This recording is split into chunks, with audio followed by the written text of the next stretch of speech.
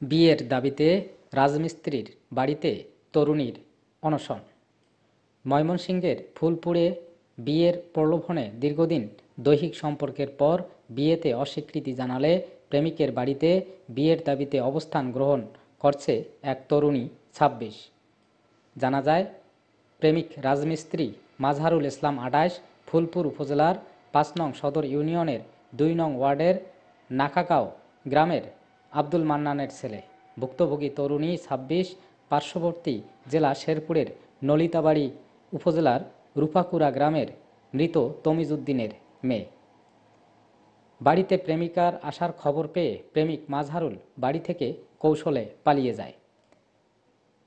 সেই তরুণী জানান, ২ বছর যাবৎ ঢাকার মিরপুর রূপনগর এলাকায় থাকা অবস্থায় সেইখানে রাজমিস্ত্রি কাজ করতে যাওয়া মাজহারুলের সঙ্গে তার প্রেমের সম্পর্ক গড়ে ওঠে।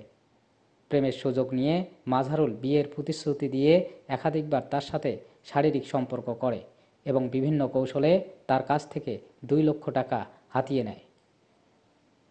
মাজহারুলকে বিয়ের জন্য চাপ দিলে সে বিয়ে করতে অস্বীকার করে। পরে কোনো উপায় না পেয়ে শুক্রবার থেকে বিয়ের দাবিতে মাজহারুলের বাড়িতে অবস্থান শুরু করে ওই তরুণী। স্থানীয়রা এলাকাবাসী সাংবাদিকের কাছে জানান বিষয়টি। তাহারা স্থানীয়ভাবে মীমাংসার চেষ্টা করেন, কিন্তু যখন এলাকার গণ্যমান্য ব্যক্তিবর্গ মীমাংসার জন্য বসেন তখন মাজহারুল ও তার বাবাকে খবর পাঠালে তারা আসতে অস্বীকার করে। এ বিষয়ে মাজহারুলের সঙ্গে যোগাযোগ করতে গেলে বাড়িতে পাওয়া যায়নি এবং পলাতক থাকায় এ বিষয়ে তার মন্তব্য পাওয়া যায়নি।